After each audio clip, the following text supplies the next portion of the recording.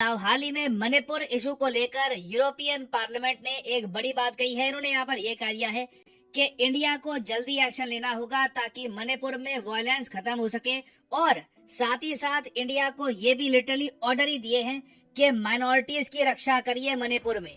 Now ये statement matter करती है क्योंकि यूरोपियन पार्लियामेंट की सॉफ्ट पावर दुनिया में बहुत ज्यादा है, यूरोप की सॉफ्ट पावर बहुत ज्यादा है। तो इसलिए इंडिया ने ये कहा है, अभी तक इंडियन गवर्नमेंट ने ये कहा है कि मणिपुर का इशू जो भी मणिपुर में हो रहा है ये भारत का अंदरूनी मामला है, इंटरनल मैटर है। यूरोपियन पार्लियामेंट को इस पर कमेंट करने की आवश्यकता नहीं है। हालांकि मैं यहाँ पर आपको बताऊंगा कि कहीं ना कहीं हमने भी गलती करी है। यूरोप के मेंबर ऑफ पार्लियामेंट जो है इनको काफी इंपोर्टेंस दे दी है, तभी अब ये ओपनली इंडिया में जो भी इशू हो रहा है उस पर डिबेट कर रहे हैं, डिस्कशंस कर रहे हैं, कमेंट्स कर रहे हैं। इवन दो यहाँ पर ये कहना पड़ेगा कि हाल ही में फ्रांस में भी कम वायलेंस नहीं हुआ, कम उन्माद नहीं मचा। स्वीडन में जो कुरान को लेकर हुआ है वो सब भी हमने देखा। इंडिया ने अपनी तरफ से यूरोप को लेकर कोई स्टेटमेंट नहीं दी। ये नहीं कहा कि हम उम्मीद करते हैं कि फ्रांस सिचुएशन नॉर्मल कर देगा, मगर यूरोप की तरफ से स्टेटमेंट आई है कि इंडिया में सिचुएशन नॉर्मल होनी चाहिए। ना इंडिया का जो ऑफिशियल रिस्पॉन्स है ये यहाँ पे आप देख पाओगे। डिस्कस करेंगे कि इंडिया ने ऑफिशियली कहा क्या है, और कुछ महीनों पहले, एक्चुअली कुछ साल पहले हमसे क्या एक छोटा सा एरर हुआ था, छोटी सी गलती हुई थी। काफी कुछ यहाँ पे आपको जानने को मिलेगा, मगर आगे बढ़ने से पहले आपसे क्वेश्चन पूछूंगा। क्वेश्चन ये है कि हाल ही में जो वर्ल्ड इन्वेस्टमेंट रिपोर्ट पब्लिश हुई थी 2023 की, जिसमें यह बताया गया था कि भारत और जो आसियान देश हैं इनको सबसे ज्यादा फॉरेन डायरेक्ट इन्वेस्टमेंट मिली है। ये रिपोर्ट किसने तैयार करी है? यह है यहाँ पे आपकी ऑप्शन, UNCTAD, ब्रिक्स, WEF या फिर वर्ल्ड बैंक। कमेंट सेक्शन में करिए उत्तर, सही आंसर मैं आपको दूंगा वीडियो के एंड में। ना यहाँ पर आप देख पाएंगे इंडिया का मैप, ये है हमारा प्यारा भारत, और यहाँ पे आपको दिख जाएगा मणिपुर। ना मणिपुर में रिसेंटली जो भी हुआ है उसका रीजन क्या है उसके बारे में मैं 2 वीडियोस अपलोड कर चुका हूँ, एक वाईफाई स्टडी 2.0 पे, एक वर्ल्ड अफेयर्स पर। तो मैं फिर से रिपीट नहीं करूंगा कि कोटा को लेकर क्या हाई कोर्ट ने कहा और फिर कम्युनिटीज के बीच में किस तरीके से मिसट्रस्ट बढ़ गया।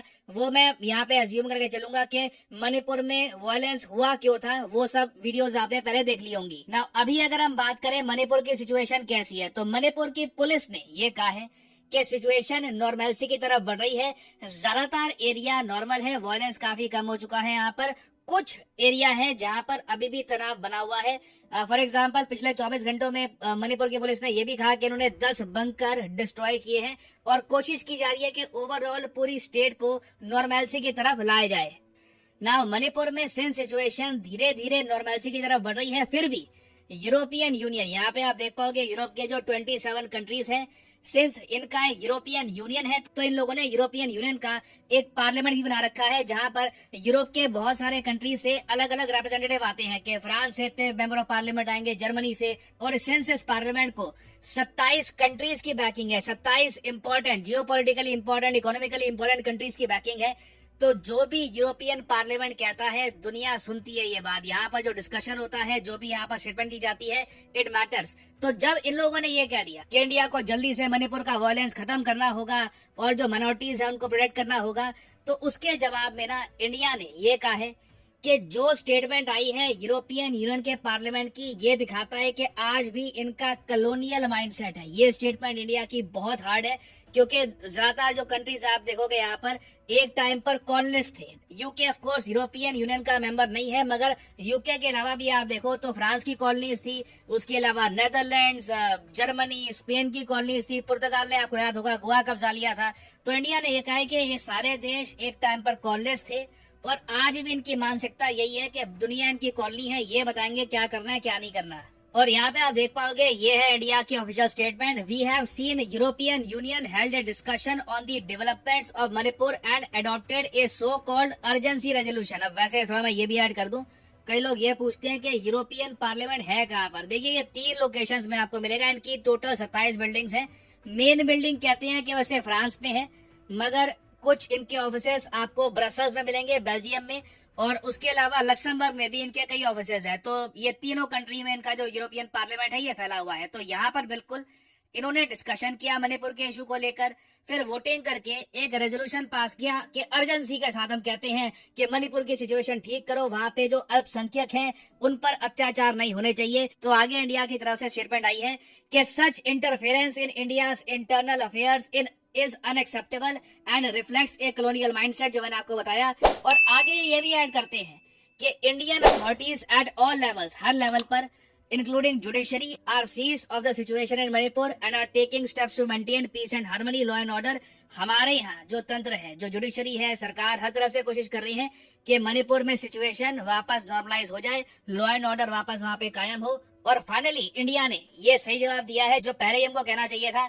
हमने यहाँ पर यह कहा है कि यूरोपियन यूनियन को हम एडवाइस देते हैं कि अपने इंटरनल मैटर्स पे ज्यादा फोकस कर लो, जो बात भी सही है। जो आज के समय नेदरलैंड्स में सरकार गिर चुकी है, फ्रांस में जो दंगे हुए हैं, जो वायलेंस हुआ है, जो स्वीडन में इश्यूज है, उस पर ज्यादा फोकस करोगे तो बेहतर रहेगा। तो इंडिया का रिस्पांस काफी अच्छा था, मगर ना एक प्रॉब्लम यहाँ पर ये आती है, 2021 में जो हमने किया था ना, वो थोड़ा सा कॉन्ट्राडिक्ट करता है हमारी स्टेटमेंट को। क्योंकि देखिए, हमें खुद की भी आलोचना करनी होगी, खुद के बारे में भी सेल्फ अवेयर रहना होगा, तभी हम इन द फ्यूचर ज्यादा अच्छे निर्णय ले पाएंगे। अब जम्मू कश्मीर में आर्टिकल 370 रिमूव हुआ, उसके बाद हमने देखा कि गवर्नमेंट ने ये दिखाने के लिए, दुनिया को ये दिखाने के लिए कि कश्मीर में सिचुएशन नॉर्मलाइज हो रही है, हमने यूरोपियन यूनियन के मेंबर ऑफ पार्लियामेंट को इनवाइट किया। ये हमारे पीएम से मिले, फिर ये कश्मीर पे गए, इनको हमने दिखाया कि देखिए सिचुएशन इज बिकमिंग नॉर्मल। ये हमने करके ना यूरोपियन पार्लियामेंट की इम्पोर्टेंस बहुत बढ़ा दी थी। हमने खुद ही ऑलमोस्ट कह लीजिए इनको ये एक अथॉरिटी दे दी कि आप बताओ कि सिचुएशन नॉर्मल है या नहीं है। तो ये हमें अवॉइड करना चाहिए फ्यूचर में। जो G20 का समिट की मीटिंग हुई रिसेंटली कश्मीर में, बहुत अच्छा निर्णय था। G20 अलग है, G20 की तरफ से ऐसी स्टेटमेंट्स मणिपुर को लेकर नहीं आएगी। मगर जब आप एक रीजन के पार्लियामेंट को इतनी इंपॉर्टेंस दे देते हो कि आप उनको बुलाते हो अपने एरिया में और फिर ये उनसे पूछते हो कि देखिए सब कुछ नॉर्मल है ना, तो वो यही सोचेंगे कि अगर कश्मीर के मामले में हमसे पूछते हैं कि सब कुछ नॉर्मल है या नहीं है, तो हम मणिपुर पे भी कमेंट करेंगे, हम ही बताएंगे इंडिया में कि क्या नॉर्मल है क्या नहीं है।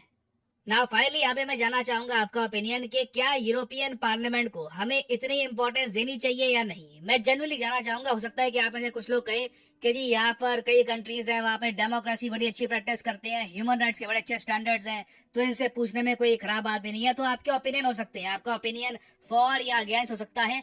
लिखेगा इसके बारे में कमेंट सेक्शन में, मैं जानना चाहूंगा कि आप इसके बारे में क्या सोचते हैं। और फाइनली वापस आते हैं अपने क्वेश्चन की तरफ कि विच institution released world investment report 2023। तो सही उत्तर है ऑप्शन ए, UNCTAD। इसकी फुल फॉर्म है the United Nations conference on trade and development. इन्होंने रिसेंटली ये रिपोर्ट करी है रिलीज, और इसमें बताया कि इंडिया और आसियान देश, जो आसियान देश आपको पता होगा, फिलीपींस, इंडोनेशिया, सिंगापुर, वेरियस और कंट्रीज हैं, यहाँ पर हाईएस्ट फॉरेन डायरेक्ट इन्वेस्टमेंट आई थी रिसेंटली। सो इसी नोट के साथ ये है वीडियो का। Thank you for listening and as always may the gods watch over you.